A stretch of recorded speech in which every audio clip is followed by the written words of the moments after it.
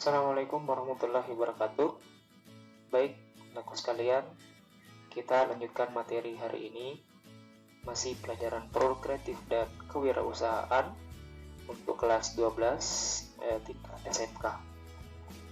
Kali ini kita akan membahas tentang menentukan media promosi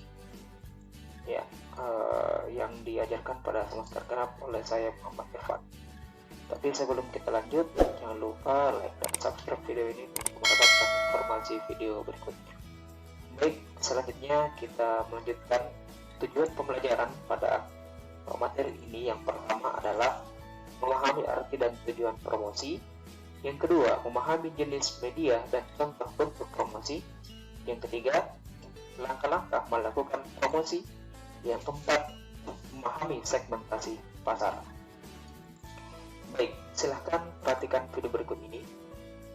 Seekor ayam jantan berkokok amat kencang. Kenapa kamu berkokok sekarang? Tanya si keledai. Ini masih malam, belum pagi.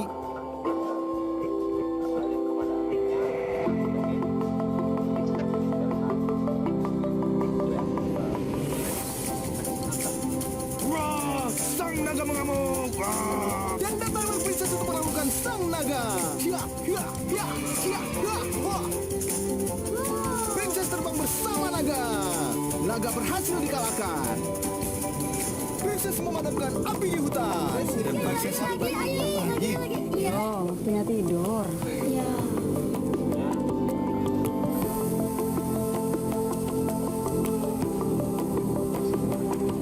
Temukan keajaiban dengan lampu Philips Smart Wi-Fi LED. Baru Philips Smart Wi-Fi LED Smart Lighting untuk hidup lebih mudah dan nyaman. Innovation and you, Philips. Adalah salah satu contoh promosi sebuah produk. Baik, kita lanjutkan. Sekarang kita ini ambil dari YouTube ya. Sekarang kita lanjut. Ya, sekarang apa itu promosi? Jadi kalau kita bilang promosi itu mungkin sama iklan ya. Kita harus berpikir seperti itu. Jadi itu tujuannya.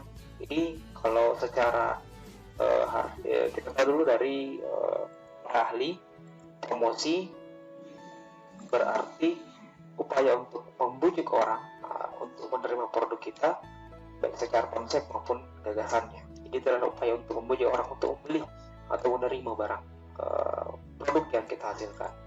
Kemudian menurut Bond dan Kurz, promosi adalah proses menginformasikan.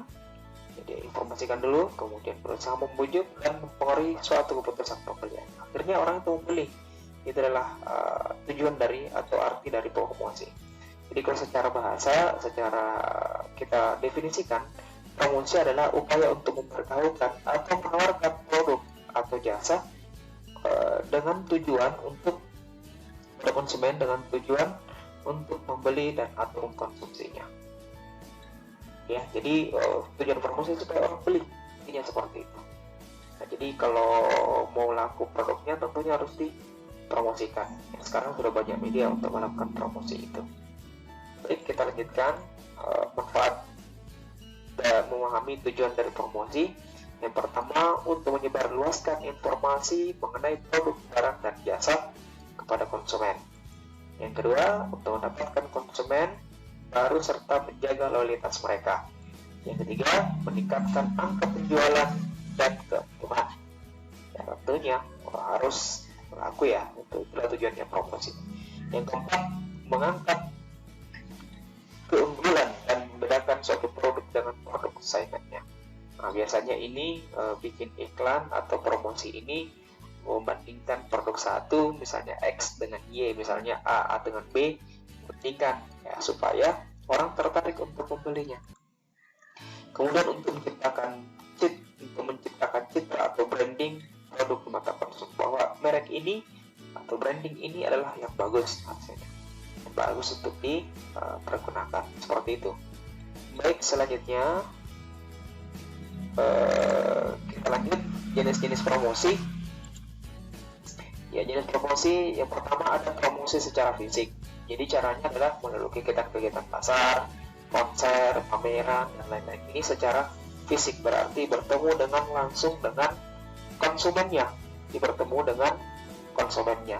Yang kedua, promosi melalui media tradisional, misalnya melalui media cetak, ya berupa brosur, ya atau pamflet, kemudian melalui radio, televisi, iklan banner, atau billboard yang nanti biasa di jalan-jalan itu menggunakan melalui media, ya media cetak, media televisi yang digunakan. Jadi sudah menggunakan media.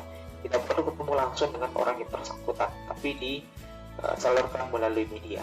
Kemudian yang ketiga, promosi media melalui media digital, misalnya melalui media sosial, website, mungkin search engine ya, atau mesin pencari istilahnya.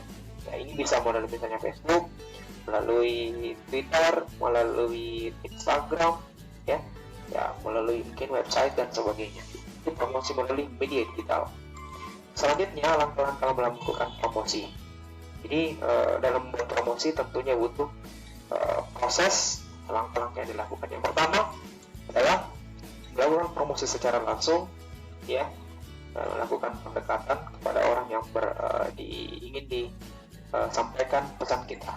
Yang kedua, memilih lokasi strategis. Ya, tentunya dalam membangun perusahaan tentunya kita harus juga memikirkan tentang lokasi, bahwa misalnya di dekat dengan misalnya kawasan industri atau seperti apa, jadi lebih mudah untuk para penjangkaunya. Kemudian yang ketiga, kenali pelanggan Anda. Jadi ketika ingin melakukan promosi tentunya kita harus melakukan perkenalan dulu dengan pelanggan kita. Oh, di mana ini, berapa tokonya misalnya yang bisa kita misalnya distribusikan dan sebagainya. Nah, itu bisa. Nah, ini melakukan yang namanya komunikasi. Yang ketiga, menggunakan yang namanya internet marketing. Nah, ini yang sekarang lagi marak menggunakan internet marketing.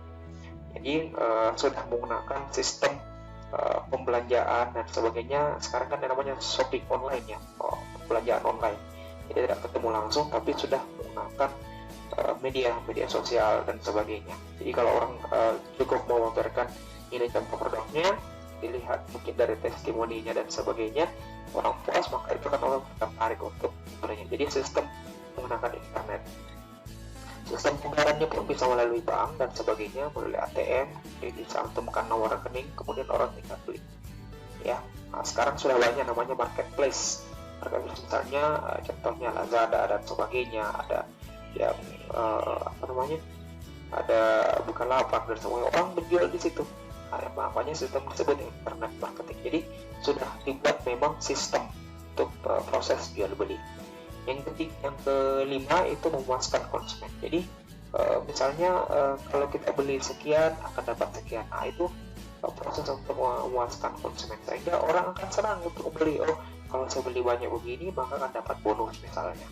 Itu adalah langkah-langkah dalam melakukan promosi sehingga orang tertarik untuk membeli produk ataupun jasa yang kita tawarkan kepada mereka. Seperti itu. Baik, selanjutnya contoh jenis-jenis atau media promosi. Yang pertama, ini contohnya misalnya di toko kita beli, kita bisa dapat cashback. Nah, kalau beli misalnya dengan harga 2 juta rupiah, pembelian 2 juta, maka akan cashback 200.000. Nah, orang akan tertarik kok. Saya dapat 1 juta belanja saya, mungkin ada yang mau saya beli voucher, seperti dia promosi. Yang kedua, melalui online shop. Nah, ini yang secara online. Ya, misalnya beli 2 gratis 1. Nah, ini contoh juga. Ini salah satu untuk menarik orang untuk membeli produk-produk ataupun jasa yang kita tawarkan. Yang ketiga, misalnya untuk di restoran. Nah, misalnya ada yang namanya paket hemat. Nah, misalnya kalau beli ini sekian dengan beberapa orang akan dapat diskon, misalnya namanya paket hemat atau diskon ya. Kemudian melalui department store.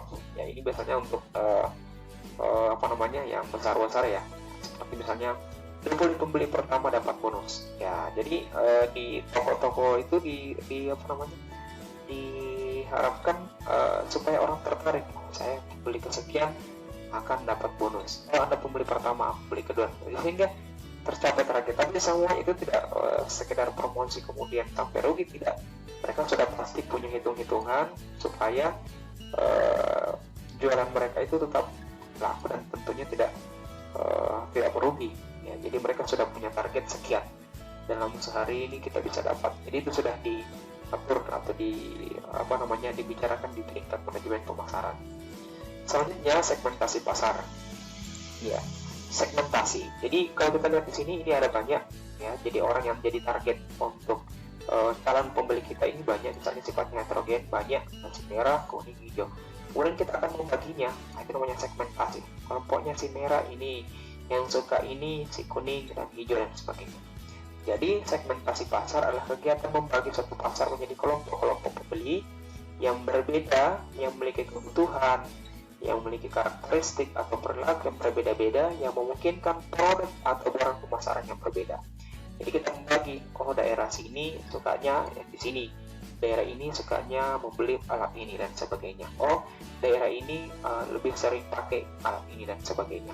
Itu adalah proses memetakan untuk penjualan kepada pembeli, sehingga tidak menumpuk barang kita dan bahkan itu bisa lebih laku. Baik, selanjutnya manfaat segmentasi pasar. Yang pertama, produsen dalam posisi yang lebih baik, produsen atau penghasil ya, atau yang penjual berada dalam posisi yang lebih baik untuk memiliki kesempatan pemasaran. Yang kedua, produsen dapat menggunakan pengetahuannya terhadap respon pemasaran yang berbeda-beda sehingga dapat mengalokasikan anggarannya secara lebih tepat pada berbagai segmen. Jadi produsen ini tahu, oh ini responnya di daerah sini bagus, dia tertarik untuk membeli. Oh daerah sini masih kurang, oh ya kita suplai jangan terlalu banyak dulu, yang sana bisa lebih banyak, misalnya seperti itu. Selanjutnya, produsen dapat mengatur produk lebih baik dan daya tarik pemasarannya. Jadi dia bisa atur, oh sekian yang kita drop ke daerah sana, sekian, yang kita bisa tawarkan ke sini, oh yang ini kita bisa tawarkan. Seperti itu manfaat dari segmentasi pasar. Selanjutnya, pengelompokan segmentasi pasar. Jadi segmentasi pasar ini pertama segmentasi lokasi. Ini bisa dilakukan melalui media cetak yang ada di satu lokasi tertentu. Kemudian segmentasi waktu. Misalnya hari raya Idul Fitri, di mana bisnis kue dan pakaian muslim akan sangat maju. Makanya orang, oh kita jual begini lagi, ini yang lagi musim. Itu berdasarkan waktunya. Kemudian segmentasi harga. Jadi variasi harga produk berdasarkan ukuran produk, misalnya ukuran kecil, sedang, dan besar. Ya, jadi ini untuk misalnya produk ya yang bisa diatur ukurannya.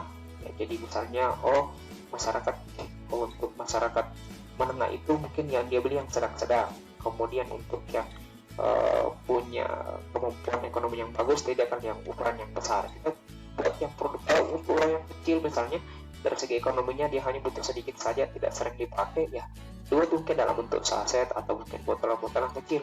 Makanya berbagai jenis produk itu dibuat sehingga orang akan membeli sesuai dengan kebutuhannya, mau yang ukuran kecil, sedang, ataupun yang besar. Selanjutnya segmentasi demografi. Ya, ini berdasarkan variabel umur, jenis kelamin dan pendapatan ataupun penghasilan masyarakat. Jadi ini berdasarkan variabel ya, misalnya umur sekian, oh remaja kita buat produk yang seperti ini, oh yang tua anak perempuan ya, oh model-model seperti ini, baju yang ini yang lagi ngetren, ini buat seperti itu ya, tentunya melalui yang namanya promosi sebelumnya. Oke, seperti itu pengelompokan dari segmentasi pasar.